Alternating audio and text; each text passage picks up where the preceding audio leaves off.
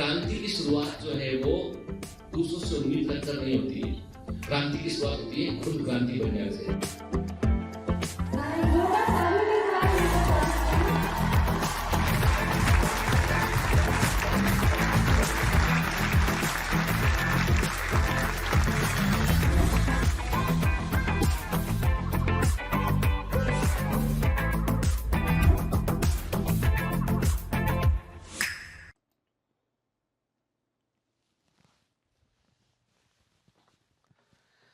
Hello commanders, welcome to Biomentors classes online. I am doctor Jitendra Singh. तो चलिए हम आज देखेंगे बेटा इकोसिस्टम का लेक्चर नंबर 2 देखेंगे हम। तो लेक्चर नंबर 1 में हमने देखा कि इकोसिस्टम किस तरह का होता है, क्या उसके कंपोनेंट्स होते हैं, कैसे वो फंक्शनिंग करता है। तो काफी सारे कोर कॉन्सेप्ट को हमने पिछले लेक्चर में डिस्कस किया और उसी सीरीज में हम जो है लेक्चर नंबर 2 में आगे बढ़ेंगे। देखो बेटा, याद रखो कि ये जो चैप्टर है ना, इन चैप्टर में आपको अच्छा स्कोर करना है, कोई क्वेश्चन एग्जाम में गलत ना हो। उसका एक ही तरीका है कि आप बड़ी संख्या में एमसीक्यू सॉल्व कीजिए। कई बच्चे बार बार पूछते हैं कि सर हम आप बुकलेट लगाते हैं, हम डीपीपी लगाते हैं, हम टेस्ट देते हैं, हम जो है वो आपको जो इसके अलावा जो आप हमको परफॉर्मेंस इनहांसमेंट शीट तो वो भी पढ़ते हैं, सारा काम करते हैं हम, तो क्या हमें कोई और बुक लगाने की जरूरत है? तो मेरा आंसर है नहीं, क्योंकि आपको जितनी अच्छी मार्केट में जितनी अच्छी किताबें हैं सबका एक्सट्रैक्ट आपको एक साथ मिल रहा है। आप किसी भी चैप्टर में आप देखिएगा उठा के, आपने बड़ी संख्या में क्वेश्चन लगाए डीपीपी में, आपने बड़ी संख्या में टेस्ट में क्वेश्चन लगाए आपने।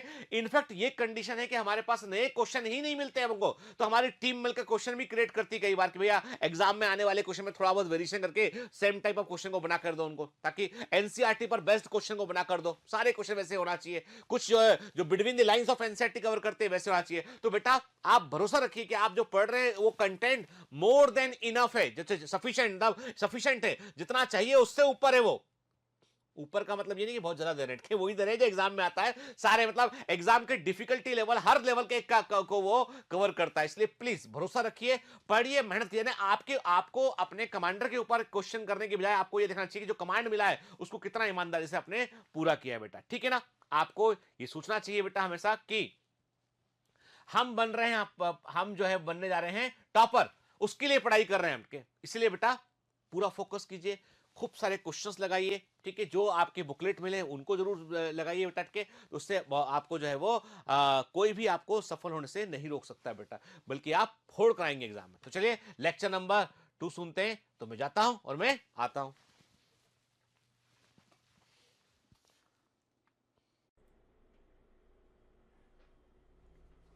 Hello commandos, welcome to Biomentors classes online. I am doctor Jitendra Singh और बेटा हम पढ़ रहे हैं इकोलॉजी। इकोलॉजी में हम ऑर्गेनिज्म एंड पॉपुलेशन चैप्टर को पूरा कर चुके हैं।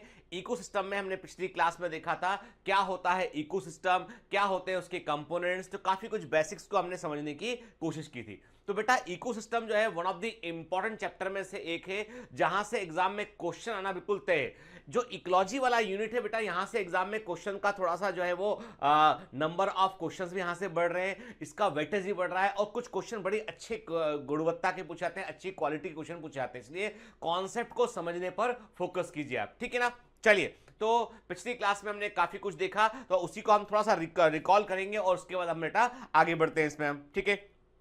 देखिए पिछली क्लास में हमने जाना कि इकोसिस्टम क्या होता है। तो मैंने आपको बताया था कि जो हमारा बायोस्फीयर है उसके अंदर जो फंक्शनल सिस्टम है, जो इकोलॉजी के अंदर जो क्रियाशील तंत्र है, फंक्शनल सिस्टम है, वो है इकोसिस्टम। कोई भी बायोलॉजिकल कम्युनिटी का मतलब क्या होता है? एक पॉपुलेशन, एक एरिया जहां पर डिफरेंट ऑर्गेनिज्म की पॉपुलेशंस रहती है। मतलब एक एरिया में कई प्रकार की पॉपुलेशन रहती है जो आपस में इंटरेक्ट करती हैं, अपने फिजिकल इन्वायरमेंट से इंटरेक्ट करती हैं और उससे क्या बनता है? एक वर्किंग सिस्टम बनता है, उसको हम बोलते हैं इकोसिस्टम कहते हैं उसे हम, ठीक है बेटा। ठीक, पिछली क्लास में हमने बात की थी कि इकोसिस्टम के टाइप्स के ऊपर हमने बात किया था, ठीक है। अच्छा ये बताइए मुझे आप कि मैं आपसे जो है कुछ थोड़े से जो चीजें मैं आपसे पूछूंगा, हो सकता है कि कुछ क्वेश्चन मैं आपसे ऐसे भी पूछूंगा जो मैं पहले भी आपसे पूछे मैंने, लेकिन आपको रिकॉल कराने के लिए दोबारा से आपसे पूछूंगा मैं, ठीक। नंबर 1 बताइए मुझे कि what is the meaning of term physical environment के, यानी जब हम वर्ड यूज करते हैं फिजिकल इन्वायरमेंट वर्ड यूज करते हैं तो इसमें क्या क्या शामिल होता है, यानी what is included in the physical environment and what is the meaning of the edaphic factor, what is the meaning of the edaphic factor, इसका मतलब क्या होता है बेटा। और आपको यह भी बताना है, कि what kind of relationship is the commensalism and amensalism, ठीक है, मैं आपको पिछला पढ़ा हुआ भूलने नहीं दूंगा, ठीक है ना, आपसे पूछता रहूंगा, ठीक है। तो आपके साथ सामने आज के जो प्रश्न है वो ये है कि फिजिकल इन्वायरमेंट में क्या शामिल होता है, एडेफिक फैक्टर का मतलब क्या होता है, और कमेंसलिज्म और एमेंसलिज्म किस प्रकार के रिलेशनशिप है, किस प्रकार के बायोलॉजिकल इंटरेक्शन है, ठीक है। चलिए तो अब मुद्दे पर लौट के आते हैं। तो पिछली क्लास में हमने टाइप ऑफ इकोसिस्टम की बात की थी बेटा, हमने कहा था कि नेचुरल इकोसिस्टम हो सकता है और आर्टिफिशियल या मैनमेड इकोसिस्टम हो सकता है। नेचुरल इकोसिस्टम में यदि हम टेरेस्ट्रियल इकोसिस्टम की बात करें तो उसमें ग्रासलैंड, घास के मैदान, फॉरेस्ट और डेजर्ट शामिल है। याद रखिएगा बेटा, सबसे कम प्रोडक्टिव ऐसा इकोसिस्टम जिसकी उत्पादकता सबसे कम होती है वो होता है डेजर्ट के। और डेजर्ट में उत्पादकता कम होने का कारण जो है वो है वहां का हाई टेम्परेचर और less availability of the water के। वाटर कम अवेलेबल होता है इसलिए वहां पर प्लांट भी कम लगते हैं और वहां पर जो है उसके ऊपर डिपेंडेंट एनिमल भी संख्या में कम होते हैं, ठीक है। फिर एक्वाटिक इकोसिस्टम की बात करें हम तो मैराइन समुद्री इकोसिस्टम होता है, उसमें महासागर और समुद्र शामिल है। फ्रेश वाटर, अब याद रखिए थोड़ा सा हम एक्स्ट्रा इन्फॉर्मेशन ले रहे हैं यहाँ पे कि फ्रेश वाटर जो है वो इकोसिस्टम है जिसमें कि हमने कहा दो पॉसिबिलिटी यहां पर है, एक तो बहता हुआ पानी हो तो इसे हम lotic type of aquatic ecosystem कहते हैं कि फ्रेश वाटर एक्वाटिक इकोसिस्टम को हम लोटिक टाइप का बोलते हैं जब बहता हुआ पानी होता है, और लेंटिक टाइप का मतलब होता है थमा हुआ जल होता है, जैसे झील में हुआ, तालाब में हुआ, जहां पे वाटर स्टेगनेंट होता है, थमा हुआ होता है, उसको हम लेंटिक टाइप ऑफ एक्वाटिक इकोसिस्टम कहते हैं, ठीक है। फिर आर्टिफिशियल इकोसिस्टम की बात करते हैं जो कि मैनमेड होता है, एंथ्रोपोजेनिक होता है। एंथ्रोपोजेनिक का मतलब मानव निर्मित, जो इंग्लिश वर्ड है वो एंथ्रोपोलॉजी मतलब मानव विज्ञान, तो एंथ्रो वर्ड हम मैन के लिए यूज करते हैं, तो जो मानव निर्मित है वो है एंथ्रोपोजेनिक इकोसिस्टम के। आर्टिफिशियल इकोसिस्टम जैसे कि फसल के मैदान, क्रॉपलैंड हो गया, इक्वेरियम हो गया, जो हम बड़े बड़े महानगर बसा रहे हैं के, जो हम शहर बना रहे हैं, जो स्मार्ट सिटी बना रहे हैं, आदमी के रहने के लिए जगह बना रहे हैं, हम के बगीचे बना रहे हैं, हम के कॉलोनी बना रहे हैं, हम वो सब भी जो है वो आर्टिफिशियल इकोसिस्टम में आता है के। जो स्पेस क्राफ्ट है, अंतरिक्ष में जो स्पेस स्टेशन है जहां पर कुछ लोग रह रहे हैं, वहां पे कुछ प्लांट भी उन्होंने क्लोरेला एल्गी वगैरह को लगा रखा है, वो भी क्या हो गया एक आर्टिफिशियल इकोसिस्टम के। बड़े बड़े टैंक, जिन टैंक में हम एल्गी ग्रो करते हैं वो भी क्या हो गया, वो भी आर्टिफिशियल इकोसिस्टम हो गया, ठीक है ना। फिर हम इतना जानते हैं कि what are the components of the ecosystem. तो इकोसिस्टम में दो तरह के घटक होते हैं बेटा, एक होते हैं एबायोटिक कंपोनेंट, दूसरे होते हैं बायोटिक कंपोनेंट। एक होते हैं आजीवित पदार्थ, जैसे मैंने कहा टेम्परेचर, रेनफॉल, मिनरल्स, न्यूट्रिएंट के, तो जितने भी फैक्टर जो फिजिकल एनवायरनमेंट के अंदर शामिल है ऑल आर एबायोटिक के। उसमें बेसिकली हम बात करते हैं इनऑर्गेनिक एलिमेंट्स की बात करते हैं हम के। और बायोटिक कंपोनेंट में क्या होते हैं, एनिमल शामिल होते हैं, उसमें जीवित जीव शामिल होते हैं, ठीक है। देखिए मतलब क्या देख रहे हैं हम कि जब हमने कहा आपसे एबायोटिक कंपोनेंट का, this all is the abiotic component. ये क्या है, ये एबायोटिक कंपोनेंट है, ठीक है, आजीवित भाग है। इसमें कार्बन डाइऑक्साइड, ऑक्सीजन जो मतलब एटमॉस्फेयर वाला कंपोनेंट है, नाइट्रोजन, मिनरल्स, वाटर सब इसके अंदर शामिल है एबायोटिक केमिकल में, ठीक है। फिर देखिए प्रोड्यूसर जो होते हैं ग्रीन प्लांट होते हैं, सोलर एनर्जी को ट्रैप करते हैं, सूर्य की ऊर्जा को लेते हैं और इकोसिस्टम को फूड प्रोवाइड करते हैं। पूरे के पूरा इकोसिस्टम जो है प्रोड्यूसर पर डिपेंडेंट होता है। Producer they are basically energy converter, ये सोलर एनर्जी को केमिकल एनर्जी में कन्वर्ट करते हैं, फूड को बनाते हैं और उस पर ही बाकी एनिमल डिपेंडेंट होते हैं। तो आपने कहा प्रोड्यूसर, हम सब क्या है, बाकी जितने भी एनिमल्स हैं, पूरा का पूरा किंगडम एनिमेलिया जो है वो क्या है, कंज्यूमर है, वो क्या है, कंज्यूमर है, ठीक है। तो हम क्या देखते हैं कि कंज्यूमर मतलब हर्बीवोर, कॉर्निवोर, टॉप कॉर्निवोर सब कंज्यूमर में आते हैं के। और उसके बाद हम क्या देखते हैं, जब कोई जीवित जीव मर जाते हैं और उनकी डेथ के बाद में, चाहे वो प्रोड्यूसर हो चाहे कंज्यूमर, उनके मरने के बाद में डिकम्पोजर क्या करते हैं, उनके ऑर्गेनिक मटेरियल को डिकम्पोज करते हैं, उनका अपघटन करते हैं और वापस से इनऑर्गेनिक मटेरियल में उन्हें कन्वर्ट करते हैं, एबायोटिक केमिकल में कन्वर्ट करते हैं के। और ये जो एक किसी भी इकोसिस्टम में जो प्रोड्यूसर है, कंज्यूमर है और डिकम्पोजर है, ये हमेशा एक इक्विलिब्रियम में रहते हैं और उस इक्विलिब्रियम को हम बोलते हैं बायोलॉजिकल इक्विलिब्रियम। तो जैविक साम्यावस्था में शामिल क्या क्या होते हैं, प्रोड्यूसर, कंज्यूमर और डिकम्पोजर शामिल होते हैं, ठीक है। देखिए, और मैंने आपसे पहले भी कहा था कि, और कई बार ये चीज मैं आपको बता चुका हूं कि सब जीवित जीवों को प्रकृति ने काम सौंप रखा है के, और प्रकृति ने सभी जीवित जीवों को, नेचर ने जो काम दे रखा है वो काम क्या है बेटा, जल्दी जल्दी बताओ क्या काम है वो, flow of energy and cycling of material. आप देखिए वाटर साइकिल है, ऑक्सीजन साइकिल है, नाइट्रोजन साइकिल है, फास्फोरस साइकिल है और कार्बन साइकिल है। ये सब साइकिल चल रही है यानी हमारी बॉडी में केमिकल है, ठीक है। जब व्यक्ति नहीं रहता है तो वो केमिकल वापस मिट्टी में जाके मिल जाते हैं, मतलब लगातार पूरा सिस्टम चल रहा है। और सोर्स ऑफ एनर्जी क्या है? वो है सन के। तो हम अवर इकोसिस्टम, कोई भी इकोसिस्टम की बात करें तो वो एनर्जी के लिए एक ओपन सिस्टम है बेटा, और मटेरियल के लिए एक क्लोज सिस्टम होता है। मटेरियल की लगातार रिसाइकलिंग हो रही होती है, ठीक है। तो मैंने क्या कहा आपसे, जब हम एबायोटिक कंपोनेंट की यहां पर बात कर रहे हैं तो दो चीजें शामिल है, मटेरियल्स और एनर्जी, ठीक है। एनर्जी कहां से मिलती है? Solar radiation. अब देखो बेटा, ये हम वेरी वेरी इंपॉर्टेंट पार्ट को डिस्कस कर रहे हैं, यहां से एग्जाम में क्वेश्चन आता है, ठीक है। और एनसीईआरटी में ये हिस्सा साफ साफ नहीं दे रखा है बेटा, इसलिए हमको उसको अच्छे से समझना होगा, ठीक। एबायोटिक कंपोनेंट में दो चीजें शामिल है, एक तो मटेरियल शामिल है, दूसरा एनर्जी शामिल है। मटेरियल में मेनली इनऑर्गेनिक सब्सटेंस होते हैं, कुछ मात्रा में ऑर्गेनिक सब्सटेंस होते हैं, जैसे कि हम डेट्रीबोर्ड्स की बात करें, डेट्रीडस के। कुछ ऐसी फूड चेन होती है, कुछ ऐसे इकोसिस्टम होते हैं जो डेड मटेरियल पर शुरू होते हैं, हालांकि वो डेड मटेरियल बनते प्रोड्यूसर से ही है, ठीक है। तो हमने क्या कहा कि मटेरियल में मेनली इनऑर्गेनिक सब्सटेंस है, कुछ मात्रा में ऑर्गेनिक सब्सटेंस को भी हम शामिल कर सकते हैं, ठीक है। अब कोई भी इकोसिस्टम जो है, उस इकोसिस्टम पर में मटेरियल कितना प्रेजेंट है, मतलब मैंने आपसे कहा कि एक देखो, एक मान लीजिए मैंने कहा एक रॉक चट्टान है के, केवल चट्टान है के, और एक जो है वो एक जगह पर क्या है, एक जगह पर सैंड है, रेत है, ठीक है।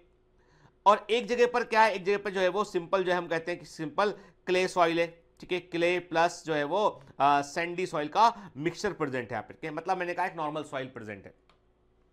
अब कोई भी जो इकोसिस्टम है वो इस बात पर निर्भर करेगा कि वहां पर प्रोड्यूसर कितने हैं, और प्रोड्यूसर जो है इस बात पर निर्भर करेगा कि प्रोड्यूसर को क्या चाहिए। प्रोड्यूसर है ग्रीन प्लांट, उनको चाहिए वाटर, उनको चाहिए मिनरल के, उनको पानी मिलेगा, मिनरल्स मिलेगा तो वो ग्रो करेंगे और सोलर एनर्जी को कन्वर्ट करेंगे केमिकल एनर्जी में, वो करेंगे फोटोसिंथेसिस, उससे फूड बनेगा और उस फूड पर बाकी सारे एनिमल डिपेंडेंट होंगे।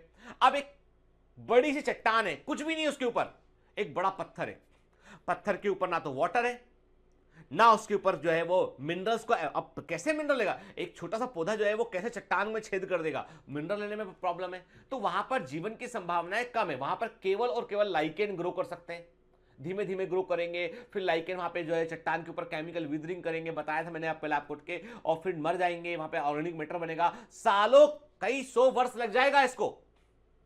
अब रेत की बात करें, रेत में क्या है, रेत में मिनरल्स तो बारीक मामले में अवेलेबल है, रेत में जो है वो मिनरल्स अवेलेबल है, पर वाटर नहीं है, पानी नहीं है। जब वाटर नहीं है तो कैसे प्रोड्यूसर ग्रो करेगा? यहां भी प्रॉब्लम है। तो वहां पर ऐसे ही प्लांट ग्रो कर पाएंगे जो कम पानी में, कम वाटर में जो सर्वाइव कर सकते हो, लिमिटेड डिस्ट्रीब्यूशन हो गया। लेकिन एक नॉर्मल सॉइल है, तो उस नॉर्मल सॉइल में क्या है, मिनरल्स प्रेजेंट है, उसके अंदर वाटर प्रेजेंट है, ठीक है, तो एयर प्रेजेंट है। तो इसका मतलब जो अब प्लांट प्रोड्यूसर अच्छे से ग्रो कर पाएगा। तो इसका मतलब ये हुआ किसी भी इकोसिस्टम में जो एबायोटिक कंपोनेंट है उनकी भी एक मात्रा होती है, और उस अमाउंट को प्लांट ले पाते हैं, प्रोड्यूसर ले पाते हैं, और उसके बाद ही वो ग्रो कर पाते हैं, और पूरा सिस्टम उस पर डिपेंडेंट होता है उनके। तो जब हम वर्ड यूज करते हैं, स्टैंडिंग स्टेट वर्ड यूज करते हैं या स्टैंडिंग क्वांटिटी वर्ड यूज करते हैं बेटा, very very very IMP word, मैंने बोला ना, very very very IMP term है कि जब हम स्टैंडिंग स्टेट कहते हैं या स्टैंडिंग क्वांटिटी कहते हैं तो ये क्या होता है, ये किसी इकोसिस्टम में जो एबायोटिक कंपोनेंट की जो मात्रा होती है, जो अवेलेबल मटेरियल होते हैं, जो मिनरल्स वहां अवेलेबल है, जो मटेरियल वहां पर अवेलेबल है, जिसका इस्तेमाल प्रोड्यूसर आगे करेंगे इकोसिस्टम में, जो जिनका सिग्निफिकेंस रहेगा आगे चल के, तो उस पूरी अमाउंट को हम स्टैंडिंग स्टेट या स्टैंडिंग क्वांटिटी कहते हैं, ठीक है। चलिए देखिए, अब कुछ वर्ड हमको दिमाग में रखने के, जैसे मैंने कहा मैं एक वर्ड, ये हम इकोलॉजी की टर्मिनोलॉजी को देख रहे हैं, एक वर्ड होता है फैक्टर के। What is the meaning of factor? बार बार हम फैक्टर वर्ड का यहां पर इस्तेमाल करेंगे इकोलॉजी के अंदर। एनी एक्सटर्नल फोर्स और सब्सटेंस और condition that affect the organism in any way is known as a factor के। तो इकोलॉजी में जब आप फैक्टर वर्ड यूज करते हैं के, तो फैक्टर वर्ड कारक, हिंदी में इसको बोलते हैं कारक, हिंदी में इसको बोलते हैं बेटा हम कारक। समझो यार, इकोलॉजी को आपको फील करना पड़ेगा। आप यदि इसको एक ऐसा सोचेगा कि रटना है, पढ़ना है, तो मैं ना मुझे पढ़ाने में अच्छा लगेगा ना आपको याद होगा कभी। समझिए, we are exploring the nature, हम प्रकृति को समझने की कोशिश कर रहे हैं कि क्या चल रहा है इस दुनिया में। हम क्या है, वेले टाइप से सुबह सुबह उठे, उठ के गाना सुना, अपना घूमने गए, पढ़ना है पढ़ना है पढ़ना है पढ़ना है, के दोस्त से बात कर ली करके, हमें पता ही नहीं कि हमको प्रकृति ने दो काम सौंप रखे थे, cycling of material, flow of energy, जो हम जाने अनजाने कर रहे हैं, हर आदमी कर रहा है। जिस दिन नहीं कर पाएगा वो मर गया, मतलब ठीक है, करना ही पड़ेगा, we should know the nature कि क्या मतलब क्या करना क्या है हमको, है ना। देखो हम जो पढ़ रहे हैं लिख रहे हैं ना, ये हमारी सामाजिक व्यवस्था का हिस्सा है। This is the task assigned by our society. ये मानव सभ्यता, ह्यूमन सिविलाइजेशन में हमारा रोल क्या हो उसके लिए हम कर रहे हैं। लेकिन प्रकृति को इससे कोई फर्क नहीं पड़ता कि आप डॉक्टर हैं नहीं है, आप क्या काम करते हैं। प्रकृति ने तो आपको काम देके पैदा ही किया, आपको flow of energy, cycling of metal तो अपने आप ही करोगे। ये वी आर जस्ट एक छोटा सा कण है हम इस प्रकृति की नजर में, ऑल्दो ऐसा कण है जो पूरी प्रकृति डैमेज करने की कोशिश भी कर रहा है ना। तो वी शुड, तो इसलिए बेटा इन्वॉल्व रह के पढ़िए ना। मुझे मालूम है कि कभी कभी बोर लगता है, कभी कभी जो है आपको लगता है कि रोज आते हैं सर और रोज हमको इतनी लंबी लंबी कहानियां सुनाते रहते हैं। नहीं बेटा, है ना, ये जो कुछ भी है ना, ये सिर्फ और सिर्फ आपके लिए बेटा। जिस दिन आपके सपने पूरे होंगे मेरे सपने पूरे होंगे। अब आप इसको यकीन मानिए मत मानिए कोई फर्क नहीं पड़ता मुझे, क्योंकि मैं जानता हूं कि एक चीज तो मैं जानता हूं कि I may not be the best teacher in the world. मैं दुनिया का सबसे बेहतर टीचर नहीं हो सकता हूं। मुझे किस बात का मतलब, मैं ना दावा करता हूं ना ये बोलता हूं कि आई एम द बेस्ट, के I never said this words के, पर मैं इतना जरूर बोलता हूं कि मेरे इंटेंशंस, मेरी ईमानदारी पे आप शक नहीं कर सकते के। यस, ये मैं दावे से कह सकता हूं, I am the most honest teacher in this world, के ये मैं दावे से कह सकता हूं। चलिए, तो अब फैक्टर क्या होता है? तो फैक्टर का मतलब बेटा कोई भी ऐसा एक्सटर्नल एजेंट, कोई भी ऐसा external force, it may be a force, it may be a substance, it may be a condition. Temperature is a factor, ठीक है। वाटर सब्सटेंस है, इज ए फैक्टर, ठीक है। Gravity is a factor, high altitude is a factor. समझ गए ना आपके? मतलब ये है कि फैक्टर जो है वो कोई भी फैक्टर जो जीवों को अफेक्ट कर रहा है किसी भी प्रकार से, उसे हम कोई भी ऐसा फोर्स, सब्सटेंस, कंडीशन जो जीवों को अफेक्ट कर रहा है किसी भी प्रकार से, उसे हम एक फैक्टर कह सकते हैं। अब दूसरा टर्म है standing state, the total amount of inorganic substances जैसे कि minerals such as phosphorus, sulphur, nitrogen, hydrogen present at any given time in the environment of any ecosystem is known as standing state. very IMP. What is the meaning of standing state? मैंने कहा ना कि किसी भी ecosystem में एक दिए गए समय में, एक दिए गए टाइम में, किसी भी इकोसिस्टम में टोटल इनऑर्गेनिक सब्सटेंस का अमाउंट, इसमें सारे मिनरल्स शामिल हैं, वो कितना है वो उसकी स्टैंडिंग स्टेट को बतलाता है। जब हम वर्ड यूज करते हैं बायोमास, ये तीनों टर्म में बड़े इंपॉर्टेंट है। बायोमास का मतलब है total amount of living material present in terms of weight per unit rate के, एक इकाई क्षेत्र में कुल कितने जीवित पदार्थ अवेलेबल है, उसमें प्लांट भी शामिल है, उसमें एनिमल भी शामिल है, सब शामिल, वो उसके बायोमास को बतलाता है। तो बायोमास में लिविंग मटेरियल की बात करते हैं हम, स्टैंडिंग स्टेट में किसकी बात करते हैं हम? इनऑर्गेनिक सब्सटेंस की हम बात करते हैं, ठीक है, क्लियर। अब बात करते हैं बायोटिक कंपोनेंट क्या होते हैं। तो मैंने आपसे कहा कि ऑटोट्रॉफिक में क्या हो गया बेटा? They are the producers. क्या होते हैं ये? ग्रीन प्लांट्स होते हैं, ठीक है। कुछ मामलों में बैक्टीरिया होते हैं, हम उसको भी एक्सक्लूड करके चल रहे हैं यहाँ पे। हेटेरोट्रॉफिक की बात करें बेटा, तो अब हेटेरोट्रॉफिक में क्या है? इसमें कंज्यूमर शामिल है। तो एक होते हैं मैक्रो कंज्यूमर जिन्हें हम फेगोट्रॉफ बोलते हैं। तो जो मैक्रो कंज्यूमर और फेगोट्रॉफ जो होते हैं बेटा, इसमें क्या शामिल है? इसमें शामिल है एनिमल्स, इसमें एनिमल्स शामिल है इसके अंदर, ठीक है। जो माइक्रो कंज्यूमर है सेप्रोट्रॉफ, इसमें क्या शामिल है? इसमें फंजाई और बैक्टीरिया, फंजाई और बैक्टीरिया इसके अंदर शामिल होते हैं, ठीक है। ये होते हैं माइक्रो कंज्यूमर। तो माइक्रो कंज्यूमर में डिकम्पोजर, फंजाई, बैक्टीरिया शामिल है, सेप्रोट्रॉफ भी कहते हैं। और मैक्रो कंज्यूमर में एनिमल होते हैं जिन्हें हम जो है कंज्यूमर कहते हैं या फेगोट्रॉफ भी कहते हैं, ठीक है। मैक्रोफाइट क्या होते हैं बेटा? मैक्रोफाइट होते हैं डोमिनेंट प्रोड्यूसर्स, जो लार्ज ट्री होते हैं, कि ट्री हुए, प्लांट्स हुए, दे आर दी मैक्रोफाइट्स, ठीक है ना। Ecosystem can generally be physically delineated, okay ecosystem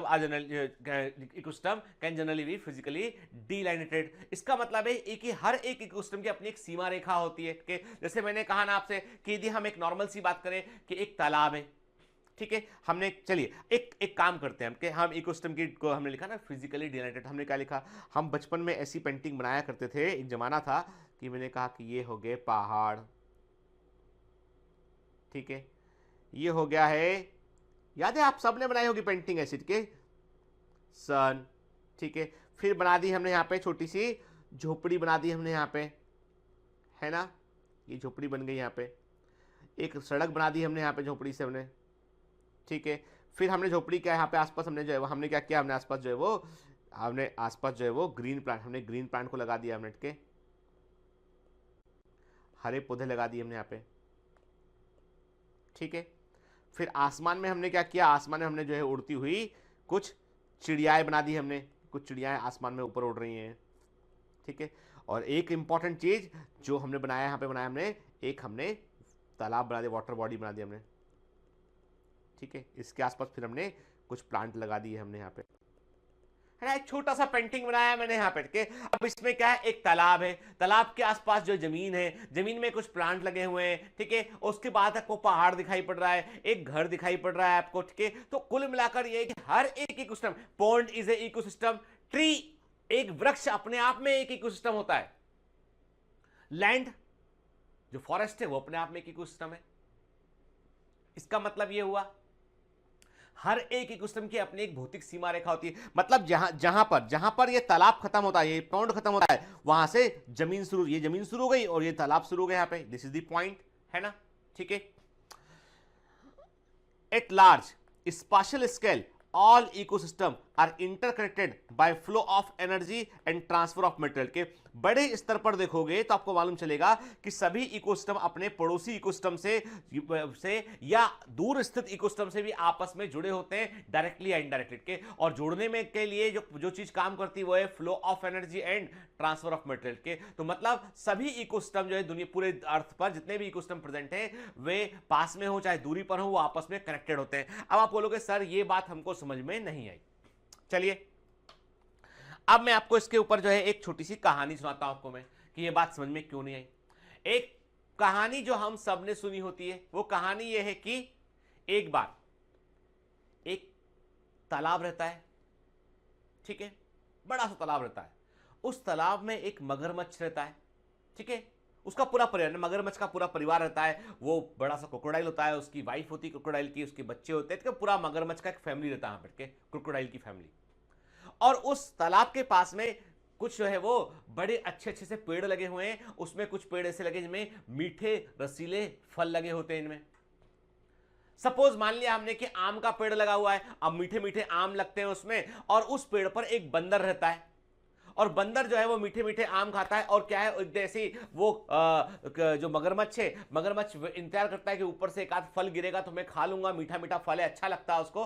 तो ऐसे करते करते वो देखता है कि पेड़ पर मगरमच्छ, जो पेड़ पर जो है एक बंदर प्रेजेंट है। तो बंदर की और मगरमच्छ की, के उस क्रोकोडाइल की और उस मंकी की आपस में दोस्ती हो जाती है, बहुत अच्छी दोस्ती आती है। दोनों जो है वो अपने घर परिवार की बातें करते हैं। बंदर बोलता है कि यार कल है ना, ऐसा हुआ था कि कल हम लोग शॉपिंग के लिए गए थे, तो मैंने जो है कल कुछ और पौधे पत्तियां तोड़वा के दी। मतलब समझ आप, अब जो भी बात करता होगा, अपने को क्या मालूम क्या बात करता होगा मंकी और क्रोकोडाइल आपस में। तो ऐसी जो है दोस्त यार कैसे बात करते, दोनों आपस में बात करते थे बढ़िया। मंकी जो है अपने दोस्त, जैसे मगरमच्छ क्रोकोडाइल नीचे आता था, मंकी आम को अच्छे अच्छे मीठे मीठे आम तोड़ के उसको फेंक के देता था, बोलता था ये आम खाओ।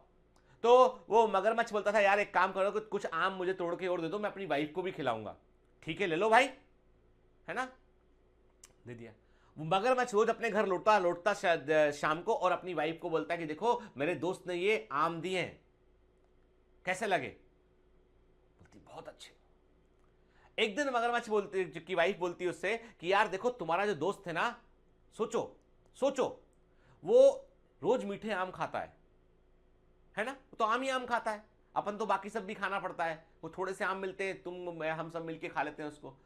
सोचो वो कितना मीठा होगा जी उसको खाएंगे तो। वो बोलता नहीं मेरा दोस्त है वो। वाइफ बोलती है दोस्त तो है लेकिन भोजन भी तो है हमारा, वो गलत दोस्ती तुम्हारी है, छोड़ दो अपने दोस्त को, नहीं तो मैं मायके चली जाऊंगी। तो मगरमच्छ बोलता है यार भाई देखता हूं, मैं बात करता हूं। तो अब मगरमच्छ को जो है वो लगता है कि क्या करूं, मैं वाइफ की बात सुनूं या दोस्त की बात सुनूं। तो वो एक दिन सोचता है कि चलो अब ठीक है, वाइफ बोल रही है, कौन घर में रोज झगड़ा करे। तो वो जाता है और उससे बंदर से बात करता है कि ऐसे कि आओ तुम्हें मैं सवारी कराता हूं जो है वो झील की। पहले कभी बंदर आया नहीं था उसकी पीठ पे। बोलता है तुम मेरी पीठ पर बैठ जाओ, तुम मुझे रोज आम खिलाते हो, मीठे मीठे आम खिलाते हो, मैं तुमको पूरा का पूरा तालाब घुमा के लाता हूं, क्योंकि मैं तो पानी में रहने वाला जीव हूं, तुम्हें मैं घुमाता हूं। तो बोलता है ठीक है। उस बंदर सोचता है अरे वाह मजा आ गया, सवारी करने मिलेगी। तो उसकी पीठ पर बैठ जाता है, वो आगे जाता है।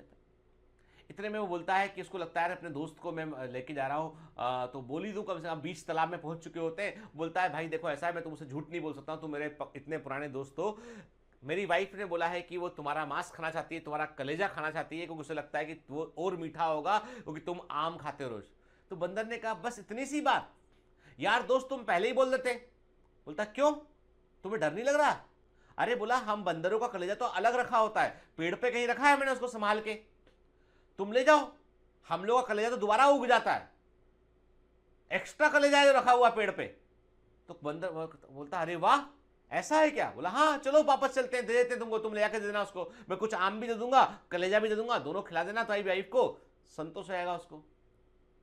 कहां लगे हो तुम भी? बोलता ठीक है। मगरमच्छ बड़ा खुश कि अरे मेरा दोस्त की जान बच गई। वो लेके जाता वहां पे उसको, बोलता चलो कलेजा मिल जाएगा, लेके जाता। जैसे ही किनारे पर पहुंचता बंदर कूद के पेड़ पे बोलता है भाई दोस्ती खत्म। ये कोई बात होती है? बोलता कलेजा, अरे कलेजा कहीं बाहर निकल के रखाता है? ठस बुद्धि मगरमच्छ, अब दोबारा दिखना मत यहां पे। बात खत्म हो गई। अब यहां पर इस कहानी को आपने मैंने सबने सुना है, मैंने भी सुना दे दोबारा आपको के। इस पूरी कहानी का कनेक्शन था इकोसिस्टम में। आप बोलोगे कैसे? अरे भाई बंदर पेड़ पे से आम तोड़ के नीचे फेंक रहा था, उसको दे रहा था आम, तो वो टेरेस्ट्रियल इकोसिस्टम पर ट्री प्रेजेंट था। टेरेस्ट्रियल इकोसिस्टम से ये पत्तियां नीचे गिरती हैं, जो फल नीचे गिरते हैं तालाब में पानी में, तो एक्वाटिक इकोसिस्टम में जाकर मिला या नहीं मिला? मिला ना। जब हम मछली पकड़ते हैं, पानी में जाके मछली पकड़ते हैं, मछली को पकड़ते हैं भोजन में के लिए, फिश को इस्तेमाल करते हैं, देन अगेन हम एक्वाटिक इकोसिस्टम को निकालकर टेरेस्ट्रियल पर लेके आ रहे होते हैं उसकी एनर्जी को। तो मतलब इकोसिस्टम भी आपस में इंटरकनेक्टेड होते हैं। यदि अब आप बोलोगे सर डिस्टेंस का संबंध कैसे? आपने बोला सर कि हम रहते हैं पटना में और हम किसी अच्छे होटल में गए, हमने कहा भैया हमको कोई जो है वो मराइन फिश खिलाओ, समुद्री मछली खिलाओ। उसने कहा ठीक है साहब, हमारे पास सब तरह की फ्रेश वाटर मछलियां भी होती हैं और हमको समुद्री मछलियां भी होती हैं। तो वो समुद्री मछली उसने जो है वो, तो लेकिन समुद्र तो पटना के आसपास है ही नहीं है, कहां से आई? कहीं से तो आई होगी। तो जहां से पकड़ा, प्रोसेस किया और आपको भेज दिया, that is also a connection.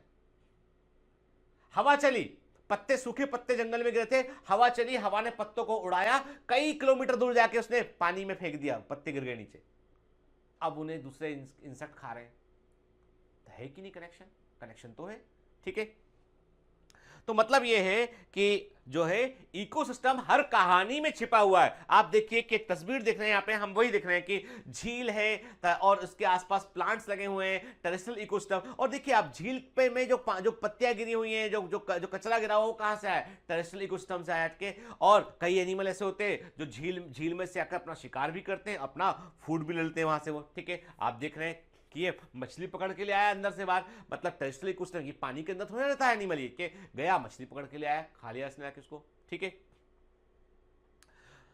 Biotic and abiotic component are physically organized to provide a characteristic structure of the ecosystem के। तो बायोटिक और एबायोटिक कंपोनेंट आपस में जो है वो अलाइन करते हैं और पूरा इकोसिस्टम बनता है। ठीक है, और यह मैंने आपको पहले भी बताया पिछली क्लास में कि इंपॉर्टेंट स्ट्रक्चर फीचर क्या होते हैं, स्पीशीज कंपोजिशन एंड स्ट्रेटिफिकेशन के। अब ये स्ट्रेटिफिकेशन क्या होता है इसके बारे में हम ऑलरेडी बात कर चुके हैं। बड़े ट्री होते हैं, स्मॉल ट्री होते हैं, शर्ब होते हैं, हर्ब होते हैं। ऐसे सबसे अधिक आपको स्ट्रेटिफिकेशन, जो वर्टिकल ओरिएंटेशन जो प्रोड्यूसर्स का स्ट्रेटिफिकेशन कहां देखने मिलेगा? आपको ट्रॉपिकल रेन फॉरेस्ट में देखने मिलेगा। ठीक है, फिर जब हम मैंने आपको कई बार बताया, शुरू से मैं आपको बोलता आ रहा हूं कि बेटा इस प्रकृति में सब कुछ जो कुछ भी है वो है, हर लेवल एक फूड लेवल है। प्रोड्यूसर एक फूड लेवल है, उसे हर्बीवोर खा रहा है, हर्बीवोर को कॉर्निवोर खा रहा है, कॉर्निवोर को टॉप कॉर्निवोर खा रहा है, उसके बनने के बाद डिकम्पोजर उसको डिकम्पोज कर रहा है। तो इसका मतलब ये कि हम सबके संबंध जो है वो न्यूट्रिशन के लेवल पर सेट है मोट के।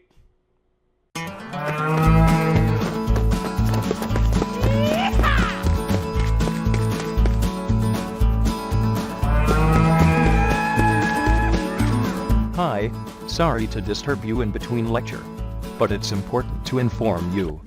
You should download Biomentors app from Google Play Store.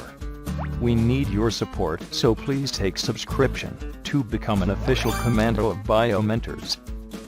Bye bye. Continue your lecture.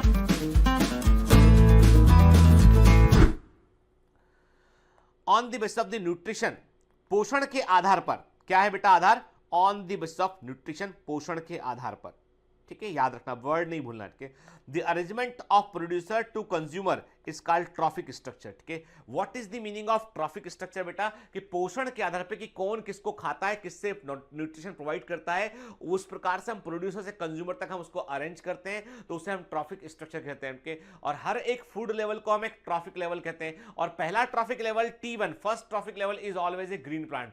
First trophic level हमेशा एक ग्रीन प्लांट होता है। ठीक है, याद रखिएगा। और इस प्रकार से जो फूड लेवल है, जो ट्रॉफिक लेवल एक इकोसिस्टम में अरेंज होते हैं। जब ट्रॉफिक लेवल एक इकोसिस्टम में अरेंज होते हैं, सारा लिविंग कंटेंट एक साथ हमें दिखाई पड़ता है, उसे हम स्टैंडिंग क्रॉप कहते हैं। तो स्टैंडिंग क्रॉप और स्टैंडिंग स्टेट अलग अलग चीज है। स्टैंडिंग स्टेट जो वर्ड यूज किया था हमने, किसके लिए यूज किया था? स्टैंडिंग स्टेट वर्ड यूज किया था हमने इनऑर्गेनिक मटेरियल के लिए। और जब हम जो है वो ट्रॉफिक लेवल की बात करते हैं, फूड लेवल की बात करते हैं, लिविंग कंटेंट को हम अरेंज करते हैं, तो उसे हम स्टैंडिंग क्रॉप कहते हैं। ठीक है, तो चलिए स्टैंडिंग क्रॉप वर्ड का मतलब अच्छे से समझ लेते हैं हम। ठीक है, क्योंकि ये वर्ड जो है ना, स्टैंडिंग क्रॉप और स्टैंडिंग स्टेट, ये कंफ्यूज करते हैं आपस में। Each trophic level has a certain mass of living material at a particular time, this is called the standing crop। okay? तो हर एक ट्रॉफिक लेवल, चाहे प्रोड्यूसर है, तो प्रोड्यूसर किसके लिए फूड लेवल है? हर्बीवोर के लिए। हर्बीवोर किसके लिए फूड लेवल है? कॉर्निवोर के लिए। कॉर्निवोर किसके लिए फूड लेवल है? टॉप कॉर्निवोर के लिए। तो हर एक फूड लेवल पर कुल कितना लिविंग मटेरियल प्रेजेंट है, उसे हम स्टैंडिंग क्रॉप कहते हैं। और स्टैंडिंग क्रॉप को कैसे नापते हैं बेटा? हम बायोमास में नापते हैं कि हम देखते हैं कि कितना लिविंग ऑर्गेनिज्म का कितना मास है पर यूनिट एरिया में, यानी बायोमास की बात करते हैं। बायोमास क्या रिप्रेजेंट करता है? कि what is the living content present in पर यूनिट एरिया, उसको बायोमास रिप्रेजेंट करता है। ठीक है, क्लियर? जैसे हम देख रहे हैं कि एक जो है वो एक एनिमल है, उसका शिकार किया गया। क्यों शिकार किया गया? उसका शिकार क्यों किया? कार्निवोर ने इसलिए शिकार किया ताकि उसे खा सके वो। तो उसको ये देखिए, उसको ये हिरण नहीं दिखा, उसको ये नहीं लगा। जैसे हम कई बार हम कहते हैं कि कार्निवोर एनिमल जो होता है वो उसके लिए, जैसे हमारे लिए हमको तरबूज दिखाई पड़ा, हमें वाटरमेलन दिखाई पड़ा, हमने कहा अरे वाह कितना अच्छा वाटरमेलन है, खाते हैं। हमें बनाना दिखाई पड़ा, हमने कहा कितना अच्छा केला है, खाते हैं। एप्पल देखा, ठीक है, सुंदर सुंदर फल देखे हमने कहा वाह अंगूर, ये सब हमारे लिए वो फूड है। ठीक है, When you ask the things with कि अब देखो इसकी कि प्रकृति यूज कर रही होती है, आपको प्रकृति को पता है कि वो आप वाटरमेलन खाएंगे, उसके सीड को आप फेंक देंगे और वो सीड से जीवन आगे बढ़ेगा। ठीक है, वो रिवॉर्ड था ना, सीड को फेंकने का उपहार था आपको, भैया तुम खाओ तरबूजा और बीज को बाहर फेंक देना। ठीक है, लेकिन आजकल ट्रेंड है कि पंपकिन सीड खाते हैं, प्रोटीन रिच होते हैं। डाइटिशियन बोलती है पंपकिन सीड खा लो, मेथी सीड खा लो। अब पंपकिन सीड खाए मतलब पंपकिन का लाइफ तो खत्म हो गया। अब इस बारे में मैंने कभी किसी क्लास में जिक्र किया था, तो किसी कमांडो ने मुझे कहा कि सर ऐसे तो आप जो बोल रहे हैं उससे तो ये होगा कि लोग बाग जो है वो नॉन वेज की तरफ बढ़ेंगे। लोग बोलेंगे अरे ये हम यदि सीड खाते हैं वो भी तो लाइफ खत्म करना है, एनिमल खाते हैं वो भी तो लाइफ खत्म करना है। तो बेटा यहाँ पर पर्सपेक्टिव दूसरा है। मैं जो आपको बता रहा हूं वो इकोलॉजिकल पॉइंट ऑफ व्यू से बता रहा हूं, लेकिन यदि आप सामाजिक और दूसरे पॉइंट ऑफ व्यू से देखेंगे तो आप देखेंगे कि एनिमल्स को जो है वो, मैं देखिए मैं किसी भी डाइट का विरोध बिल्कुल नहीं करता हूं। मैं इतना बोलता हूं कि लॉजिकली देखा जाए तो जो नॉन वेजिटेरियन पॉपुलेशन है, द पॉपुलेशन जो है वो जब मीट को कंज्यूम करते हैं तो they are utilizing more resources. जो मीट है, मीट को बनाने के लिए अधिक कार्बन फुटप्रिंट्स निकलते हैं, मीट को बनाने के लिए जो है वो अधिक जो है वो एनर्जी कंज्यूम होती है। और इसलिए जो है वो कैसा भी कहा जाता है कि जो जैसे जैसे मीट का कंजम्पशन बढ़ रहा है वैसे वैसे ग्रीन हाउस गैस का इमिशन भी बढ़ता चला जा रहा है। ठीक है, आप गूगल कर लीजिएगा। अगेन पॉइंट इज दैट कि यदि सारी पॉपुलेशन वेज हो जाती है, there is a crisis of the food. सारी पॉपुलेशन नॉन वेज आती है, there is again a crisis of the food. तो जो सिस्टम का बैलेंस है that is the best balance. ठीक है ना, तो और उसमें भी क्या होता है, कल्चर, फूड की अवेलेबिलिटी। अब आप बोलोगे किससे, आप एस्किमो से आके बोलोगे, आप एस्किमोस को जाके बोलोगे आप, या आप साइबेरिया में जो लोग रह रहे हैं उनसे आके बोलोगे आप, आयरलैंड में जाके आप जो है वो आइसलैंड में जाके बोलोगे आप कि भाई हरी सब्जी खाओ, पालक खाओ, टमाटर खाओ, मूली खाओ, गाजर खाओ। ये क्यों रोज रोज मछली खाते हो, ये क्यों बड़े बड़े एनिमल पकड़ लेते हो और खा लेते हो पकड़ के, कितने हिंसक हो तुम, कितने खराब हो तुम। वो बोलेगा यार देख रहा है चारों तरफ बर्फ ही बर्फ है, इस बर्फ में मैं कहाँ गाजर लगा लूँ, कहाँ मूली लगा लूँ, क्या खा लूँ यहाँ से मैं। जो मेरे को जिंदा रहने के लिए मछली मेरे को मिलती है, मछली खाऊंगा मैं, छोटे छोटे एनिमल मिलते हैं वो खाऊंगा मैं, क्या मर जाऊं मैं, क्या करूं बताओ। फिर आप गए रेगिस्तान में, आप गए कहां पे, आप मिडिल ईस्ट में गए, आपने मिडिल ईस्ट के लोगों को जाके भाषण दिया, आपने कहा देखो भैया ऐसा है, शाकाहार सबसे अच्छा है, तुम सब लोग जो है वो आज से वीगन बन जाओ। उन्होंने कहा आपने आसपास जरा नजर मारो, देखो जरा, दूर दूर तक बंजर जमीन है, गर्मी इतनी पड़ती है, कुछ उगता नहीं वहां पे, क्या करें? एनिमल रेयरिंग, राजस्थान में भी जाके देखेंगे आप, देखेंगे कई एरिया में ऐसा कि जो भेड़ पालना, जानवर पालना, वही उनका धंधा है, खेती होती ही नहीं है इतनी, क्या करें? तो जीवन में मैंने आपसे कहा ना कि केवल ज्ञान देना जरूरी नहीं है, प्रैक्टिकलिटी को समझना भी जरूरी है। हां, हम भारत में हैं मान लो, ठीक है, इंडिया में हम द्वाब के आसपास, गंगा के आसपास, ठीक है ना, गंगेटिक प्लेन्स, गंगा के मैदान, हरियाली, पंजाब भरा, दाना फेंक दो पेड़ निकलेगा बाहर कुछ दिनों के बाद। हाँ, हम बोले कि हाँ हमको वेज बनना है, yes we have to follow it, बिल्कुल सही है, you are doing the best, क्योंकि आपको अननेसेसरी एनिमल किल करने की जरूरत ही नहीं है आपको। Why? Because you have plentiful of food, you can supply the food to the entire world, कि इतना फूड आपके पास में है, और ऐसा होता भी है। तो एक्चुअली में इसको लेके बहुत अधिक ओपिनियन बना, फ्रेम करना, जजमेंटल बनना, ये सब चीजें ठीक नहीं होता। जब आप आप जो है साइंस के स्टूडेंट हैं तो उसको आप सामाजिक पर्सपेक्टिव से ना सोच के उसको आप प्रैक्टिकलिटी के अनुसार सोचिए, कि प्रैक्टिकलिटी ये कि उस आवास में जहां पर वो चीजें नहीं अवेलेबल थी, वो चीजें वहां के लिए ठीक थी। हाँ, ये बात है कि अब मान लो कोई आदमी जो है खूब प्लेंटीफुल ऑफ दुनिया के तमाम फल उसके आसपास है, और वो कहता है मैं तो केवल और केवल जो है वो वहां की मछली खाऊंगा, जाऊंगा शिकार करके लाऊंगा पहाड़ पे, कहां पे, साइबेरिया में मछली पड़ के खाऊंगा उसको, तो अब वो तो मूर्खता की हद है, अब कुछ नहीं कह सकते उसमें हम, ठीक है। अगेन ये मेरे व्यक्तिगत विचार हैं, इसको लेके ना ऑफेंडेड फील करें आप, ना इसको बुरा माने, ठीक है। कुछ इससे आपको अच्छा मिलता है उसे ले सकते हैं आप, लेकिन बेटा ये बड़े पर्सनलाइज चॉइस है, इसलिए किसी रिलीजन के आधार पर, किसी जगह के आधार पर, भोजन की प्रकृति के आधार पर किसी से भेदभाव करना बिल्कुल भी सही नहीं है, ठीक है। चलिए, तो अभी हमने क्या कहा, हमने कहा यहां पर कि जो बात कर रहे थे हम फूड लेवल के बारे में, तो यहां पर जो हिरण है वो टाइगर को तो केवल दिखाई पड़ा कि अरे वाह सुबह सुबह एप्पल मिल गया, हिरण मिल गया, मजा आ गया, उसके लिए तो फूड लेवल है वो, ठीक है। तो अब हमको अंतर समझना है स्टैंडिंग स्टेट में और स्टैंडिंग क्रॉप में, कि what is the meaning of standing state and क्या डिफरेंस है, वो एग्जाम में कई बार हमें कंफ्यूज कर देता है के। तो हम कहते हैं standing state, amount of nutrients such as nitrogen, phosphorus, calcium present in the soil of the ecosystem at a given time, मतलब जो भी इनऑर्गेनिक मिनरल्स प्रेजेंट हैं एक दिए गए टाइम में सॉइल के अंदर एक इकोसिस्टम में, वो स्टैंडिंग स्टेट को बनाते हैं। और स्टैंडिंग क्रॉप क्या होता है, अमाउंट ऑफ लिविंग बायोमास, जो भी जीवित जीव प्रेजेंट है एक ट्रॉपिक लेवल में एक दिए गए टाइम में, वो स्टैंडिंग क्रॉप को बनाते हैं। स्टैंडिंग स्टेट एबायोटिक कंपोनेंट है और स्टैंडिंग क्रॉप जो है वो बायोटिक कंपोनेंट है। क्लियर? अब कोई संदेह नहीं होना चाहिए, कोई डाउट नहीं होना चाहिए, एक बार देख लो उसको अच्छे से बेटा, ठीक है ना? क्लियर?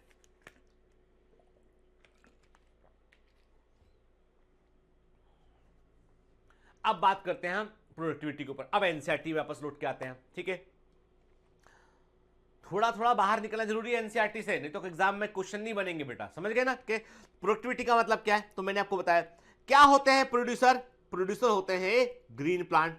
क्या करते हैं ये, सोलर एनर्जी को ये केमिकल एनर्जी में कन्वर्ट करते हैं, और केमिकल एनर्जी बोले तो फूड, ठीक है, भोजन जिस पर सब कुछ डिपेंडेंट है ना।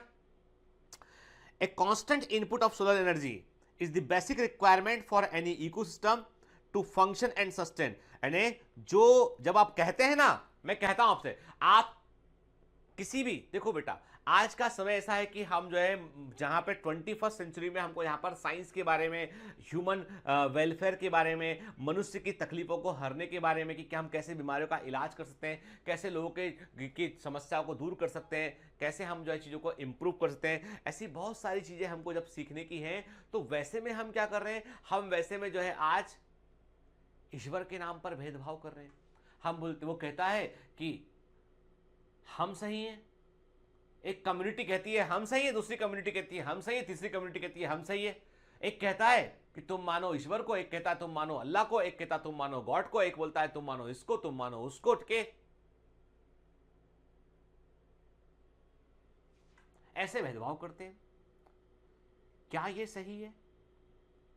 देखो बेटा मैं आपसे बिल्कुल है ना दिल की बात कर रहा हूं आपसे, कि जब कोई मुझसे रिलीजन के बेसिस पे बात करता है ना, कि रिलीजियस के आधार पे कि वो ऐसे हैं, वो लोग ऐसे होते हैं, वो लोग वैसे होते हैं, तो मेरी नजर में वो पहली दृष्टि, मतलब मेरी नजर में कैसे वो आदमी बहुत नीचे उतर चुका होता है। बिकॉज ईश्वर ने कभी कोई चीज का भेदभाव नहीं किया है, ये सब हमारे मन की सोच है, हमने सोच सोच के बनाया है। आप किसी जंगल में जानवर से पूछ यदि बोल सकता, पूछेंगे, आप उससे पूछेंगे जंगल में जाके, आपके किसी चिड़िया से पकड़ के पूछेंगे कि तुम हिंदू हो कि मुस्लिम हो कि तुम सिख हो कि ईसाई हो कि यहूदी हो कि तुम क्या हो, तुम बोलेगी ये होता क्या है। आप पूछोगे प्रकृति में किसी भी जीव से आके पूछोगे किसको तुम क्या ऐसा एविडेंस है जिसको तुम एक गॉड के समान मान सकते हो। सूर्य, जब सूर्य ग्रहण होता है ना, सन, जब सन को, अब आप बोलोगे सूर्य को बनाया होगा किसने, वो किसी, अरे तो ये जब तो इसका उत्तर ही नहीं मालूम हमको, हम क्या बोले उसके बारे में कि सूर्य को बनाया होगा किसी ने, कोई तो लेके वहां पे आया होगा यार, हमको नहीं मालूम, जो दिखाई पड़ रहा है उसकी बात माने ना। ठीक है, ऐसे आते हैं कमेंट, ठीक है, ऐसे कमेंट आते हैं, इसलिए मैंने पहले ही जो है वो शांत कर दिया कि भैया अभी आगे मत करना इसके ऊपर टिप्पणी। तो सूर्य के सामने मैंने कहा अर्थ और सन के बीच में मून आ गया, ठीक है, कुछ समय के लिए सूर्य छिप गया। हमने कहा सूर्य ग्रहण हो गया, सूर्य एक्लिप्स हो गया। और सूर्य ग्रहण देखा आपने कभी, जैसे ही सूर्य ग्रहण होता है तो चिड़ियाएं अपने, दिन का समय 2 बजे भी सूर्य ग्रहण हुआ, चिड़ियाएं अपने घोंसलों में लौट आती हैं, दे सेंस कि हाँ सन छिपने वाला है, लौट आती वापस। जब वापस सन निकला है वापस चली आती है वो बाहर। क्यों?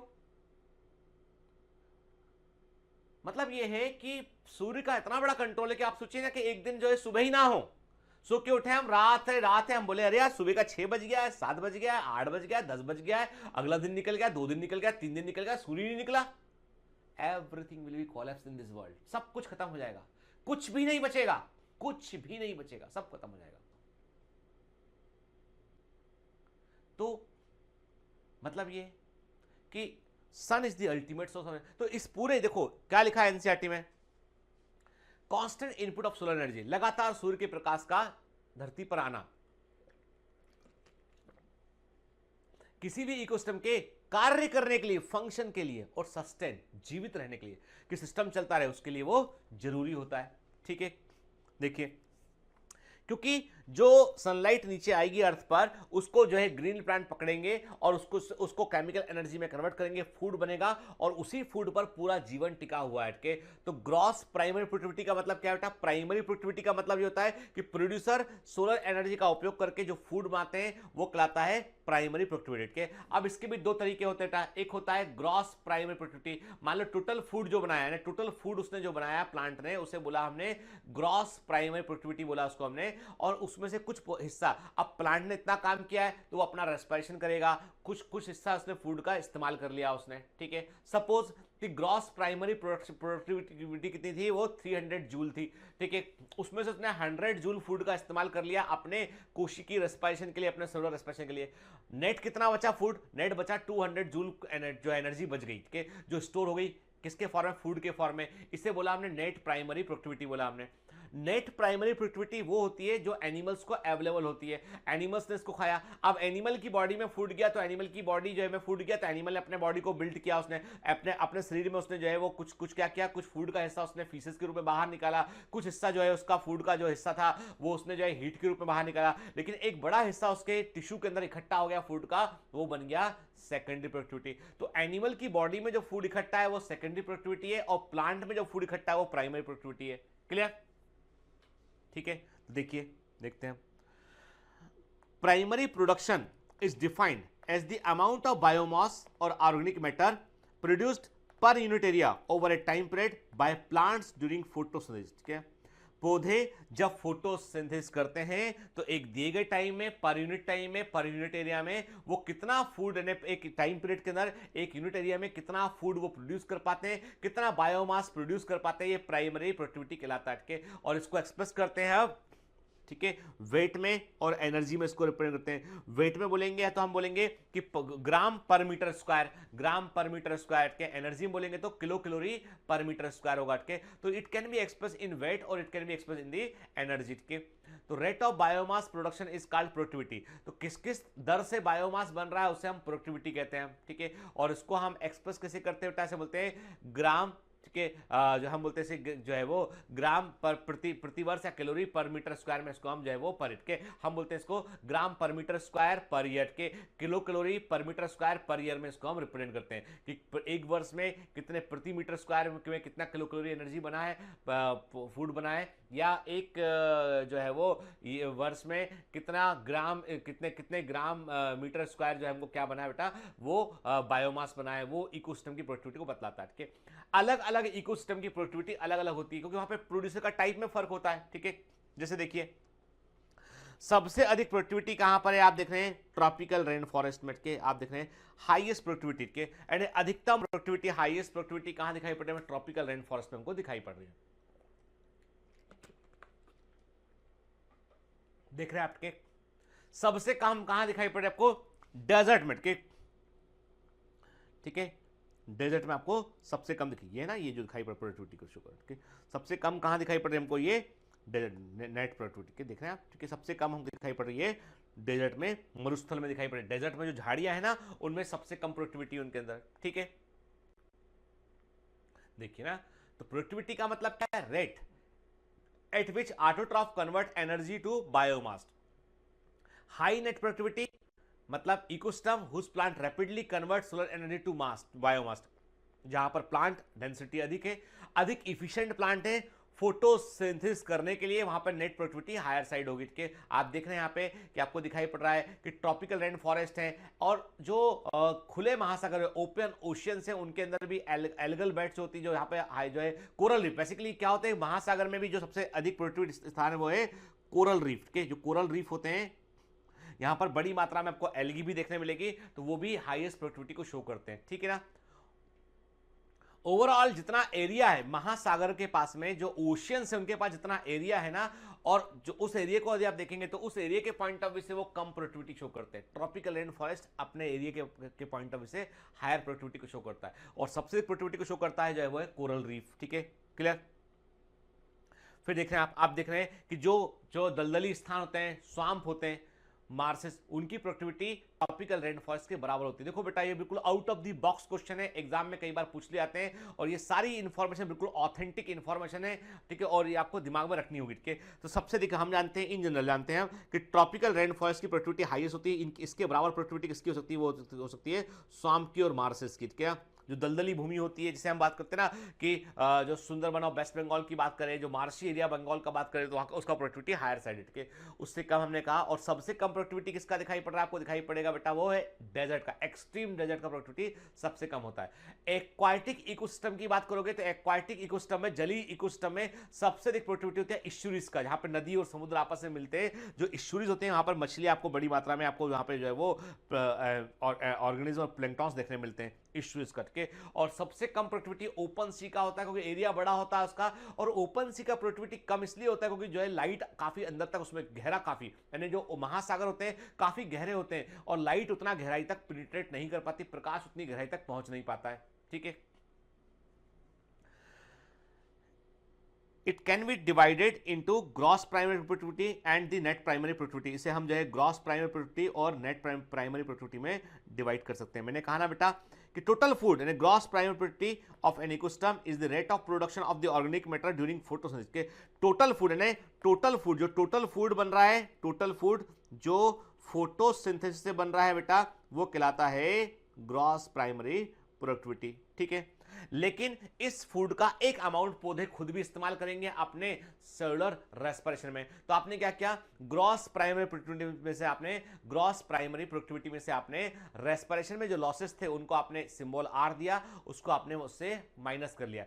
जीपीपी का मतलब होता है ग्रॉस प्राइमरी प्रोडक्टिविटी, उसमें से आर को माइनस किया, आर का मतलब है रेस्पिरेशन लॉसेस के। तो क्या मिल जाएगा आपको, नेट प्राइमरी प्रोडक्टिविटी मिल जाएगी। मान लो 100 किलोग्राम टोटल फूड बनाया था प्लांट ने टोटल फोटोसिंथेसिस से, तो 100 किलोग्राम क्या हो गया बेटा, वो ग्रॉस प्राइमरी प्रोडक्टिविटी हो गया। ठीक है, 5 किलोग्राम फूड का इस्तेमाल उसने रेस्पिरेशन में किया, तो आपने क्या किया, 100 माइनस 5 किया आपने, 95 हो गया नेट प्राइमरी प्रोडक्टिविटी। ठीक है, देखिए प्राइमरी प्रोडक्टिविटी टोटल ग्रॉस हो गया, उसमें से रेस्पिरेशन को आपने माइनस कर लिया तो क्या बच गया, नेट प्राइमरी प्रोडक्टिविटी बन गया। और इसके ऊपर कंज्यूमर डिपेंड होते हैं, कंज्यूमर भी रेस्पिरेशन करते हैं, अदर एक्टिविटी में अमाउंट फूड का अमाउंट जो है वो वेस्ट करते हैं, तो रेस्ट ऑफ द फूड जो कंज्यूमर के लेवल बचा वो हो गया सेकेंडरी प्रोडक्टिविटी हो गया वो, ठीक है ना, ठीक है। फिर net primary productivity is available biomass for the consumption to heterotroph, herbivore हुआ है, ठीक है, हर्बीवोर्स हुए बेटा, ठीक है, हर्बीवोर्स हुए अपने और डिकम्पोजर हुए, इनको जो फूड मिलता है वो नेट प्राइमरी प्रोडक्टिविटी से मिलता है, ठीक है। तो नेट प्राइमरी प्रोडक्टिविटी जो होता है it is the available biomass जो कि हेट्रोट्रॉफ के काम आता है, उनके खाने काम आता है, ठीक है। सेकेंडरी प्रोडक्टिविटी का मतलब होता है बेटा कि ये कंज्यूमर के लेवल पर उसकी बॉडी में जो एनर्जी इकट्ठा होता है, जो फूड इकट्ठा होता है वो सेकेंडरी प्रोडक्टिविटी को बनाता है, ठीक है। तो सेकेंडरी प्रोडक्टिविटी का मतलब क्या हो गया, biomass gained by the heterotrophic organism through the feeding and absorption. And जब भी कोई एनिमल से कैटरपिलर ने प्लांट मटेरियल को खाया तो कैटरपिलर की बॉडी में जो टिश्यू बने, जो उसका बॉडी को में जो भी मास बढ़ा उसका, वो सेकेंडरी प्रोडक्टिविटी हो गया, ठीक है। याद रखिए जितना भी फूड कोई एनिमल खाता है वो पूरा का पूरा उसकी बॉडी में एस्टिमुलेट नहीं होता है, कुछ हिस्सा उसका फीसेस के रूप में बच जाता है, कुछ हिस्सा वो अपने रेस्पिरेशन में इस्तेमाल कर लेता है। जैसे फॉर एग्जाम्पल यहाँ पे दिखाई पड़ रहा है एग्जाम्पल में कि कैटरपिलर ने 100 किलो कैलोरी जो है वो एनर्जी को लिया, उसमें से 50 किलो कैलोरी का फूड वो डाइजेस्ट नहीं कर पाया, फीसेस से बाहर निकल गया, ठीक है। 35 किलो कैलोरी उसने कोशिकी रेस्पिरेशन में इसने इस्तेमाल कर लिया, 15 किलो कैलोरी का उसने इस्तेमाल किया अपनी ग्रोथ के लिए, और ये 15 किलो कैलोरी जो था ना यही उसका सेकेंडरी प्रोडक्टिविटी था इसका ये, ठीक है, क्लियर। कितना फूड खाया, कितना फीकल लॉस हुआ, कितना उसने इस्तेमाल किया, उसके बाद जो बचेगा वो सेकेंडरी प्रोडक्टिविटी होगा बेटा, ठीक है ना। Primary productivity depends on the plant species inhabiting and a particular area, जैसे मैंने आपसे कहा ना ट्रॉपिकल रेन फॉरेस्ट में बड़े बड़े ट्री होते हैं, हाई डेंसिटी ट्री की होती है तो प्रोडक्टिविटी हायर साइड है। डेजर्ट में शर्ब झाड़ियां होती है, छोटी हाइट की झाड़ियां होती है, प्रोडक्टिविटी कम होती है उसकी। It also depend upon the variety of environmental factor, availability of nutrient and photosynthetic capacity of the plant के ये इस बात पर भी निर्भर करता है कि किस तरह का environmental condition। मैंने कहा ना डेजर्ट में वाटर का है, water is the limiting factor, desert में वाटर, देखो मरुस्थल में water is the limiting factor, open sea में खुले महासागर में light is the limiting factor, गहराई तक लाइट जा नहीं पा रही है, ठीक है ना। Therefore it varies in different type of ecosystem. The annual, देखिए अब बड़ा इंपॉर्टेंट फिगर है बेटा, याद रखेंगे, the annual net primary productivity of the whole biosphere के हमारे पूरे बायोस्फीयर का ये आंकड़ा इंपॉर्टेंट है बेटा, एनसीईआरटी में दे रखा है, ठीक है। तो आप इसको जो है वो दिमाग में रखिएगा कि हमारे पूरे बायोस्फीयर की जो नेट प्राइमरी प्रोडक्टिविटी है वो है 170 billion ton of organic matter के, यानी हमारी पास जो भी ग्रीन प्लांट है इतना फूड बनाते हैं वो 170 बिलियन टन के आसपास ड्राई वेट है ऑर्गेनिक मैटर का। और यदि हमारा कंज्यूमर का नंबर इससे ऊपर बढ़ेगा और इससे अधिक जो है फूड कंज्यूम करेंगे तो हम सब किसी को फूड नहीं मिल पाएगा, ठीक है। तो ये क्यों आंकड़ा निकाला साइंटिस्ट ने, ये निकालने के लिए कितना हमारी अर्थ की कैरिंग कैपेसिटी उसे जानने के लिए, ठीक है। Of this despite occupying 70% of the surface okay the productivity of the ocean is only 55 billion ton okay. अब जो 170 बिलियन टन प्रोडक्टिविटी उसमें से आप देखेंगे तो जो है तकरीबन 115 बिलियन टन जो है प्रोडक्टिविटी केवल जमीन की है, जो कि 30% लैंड हिस्से पे के। 70% हमारी अर्थ का जो है आज भी जो है वो महासागर घेरे हुए हैं और महासागर की प्रोडक्टिविटी केवल 55 बिलियन टन के। जबकि इसका मतलब ये हुआ कि क्योंकि जो ओशन है वो अर्थ पर दो तिहाई हिस्से पर ओशन है, तब भी प्रोडक्टिविटी की कम है as compare to the land के। ऐसा क्यों है? तो इसके पीछे बड़ा कारण ये है बेटा क्योंकि लाइट के उतना गहराई तक नहीं पहुंच पाती। मैंने आपसे कहा ना the primary productivity of ocean is lower than the terrestrial ecosystem because the water reflects or absorb much of the light energy before it reaches and it utilized by the plant के। पौधों को तक light पहुंचने के पहले water कई बड़ी मात्रा में लाइट को रिफ्लेक्ट कर देता है, कुछ लाइट को हीट को एब्जॉर्ब कर लेता है। तो वास्तव में जो अंदर डीप सीटेड प्लांट है, जो गहरे पौधे हैं, वहां तक लाइट पहुंच ही नहीं पाती है और इसीलिए प्रोडक्टिविटी जो है वो कम होती है। क्लियर? और देखिए अब एक और बात दिमाग में रखिएगा, although the open seas productivity is low के, हालांकि खुले महासागरों की उत्पादकता कम होती है, the ocean contribute a lot of earth total production because of its large size. परंतु उसके बावजूद यदि आप देखो, आप प्रोडक्टिविटी कैसे निकाल रहे हो बेटा, आप प्रोडक्टिविटी निकाल रहे हो पर यूनिट एरिया में के, क्योंकि उत्पादकता निकालने का जो फॉर्मूला था वो क्या था, वो फॉर्मूला था पर यूनिट एरिया में निकाल रहे हैं आपके। तो भले ही से महासागर की प्रोडक्टिविटी कम हो लेकिन टोटल एरिया उनका ज्यादा है, तो इसलिए वो they also contribute in great amount in the food के। तो इसका मतलब ये होता है कि the ocean contribute a lot of earth total production, तो बड़ी मात्रा में कंट्रीब्यूट करते हैं because of its large size के। और इसके अलावा जो हाईएस्ट प्रोडक्टिविटी है वो तो अनडाउटफुली कोई तो संदेह ही नहीं है, वो ट्रॉपिकल रेन फॉरेस्ट की होती है। क्लियर? ठीक है। तो ये तो देखा हमने बेटा कॉन्सेप्ट किसका देखा, ये कॉन्सेप्ट हमने देखा कि प्रोडक्टिविटी का कॉन्सेप्ट क्या होता है, what is the meaning of the productivity, उसको देखा हमने कि ग्रॉस प्रोडक्टिविटी क्या होती है बेटा, और जो है वो नेट प्राइमरी प्रोडक्टिविटी क्या होती है। अब देखो एक बात क्लियर है हमको कि हम इतना समझ गए कि हर एक लेवल और हर एक एनिमल ऑर्गेनिज्म एक फूड लेवल है, प्रोड्यूसर एक फूड लेवल है, ठीक है, फाइटोप्लैंक्टॉन्स, ज़ूप्लैंक्टन प्राइमरी कंज्यूमर एक फूड लेवल है, सेकेंडरी कंज्यूमर एक फूड लेवल है फिशेज के, और जो टर्सरी कंज्यूमर है टॉप कंज्यूमर है वो भी एक फूड लेवल है के। तो ये नेक्स्ट क्लास में हम बात करेंगे बेटा कि जो है वो हम नेक्स्ट क्लास में देखेंगे कि ये फूड लेवल के आपस में क्या कनेक्शन होते हैं आपस में के। हम देखेंगे कि जो है डिकम्पोजिशन का क्या इंपॉर्टेंट रोल होता है इकोसिस्टम में, उसको हम समझने की कोशिश करेंगे, ठीक है। तो बेटा पढ़ते रहिए, मेहनत करते रहिए और चैप्टर में मजा लीजिए कि इसको एक स्टोरी समझ के पढ़िए आप इसको यदि आप रटने आपको नहीं, आप यदि स्टोरी समझकर पढ़ेंगे ना, इसको मेरी स्टोरी को ध्यान से दिमाग में रखेंगे, आप समझेंगे कनेक्शंस को, आप थोड़ा सोचेंगे उसके बारे में, तो आपको एक भी क्वेश्चन एग्जाम में गलत नहीं करेंगे। तो पढ़ते रहिए बेटा, मेहनत करते रहिए, all the best.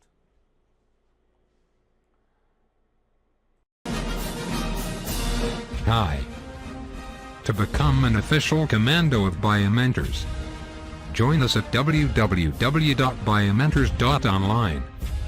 Here you can solve daily practice papers, an online test. You can download performance enhancement sheets. You can track your progress. You can interact with other fellow commandos. Join us and prepare yourself. It's a commando training for your success. Download Biomentors online app from Google Play Store.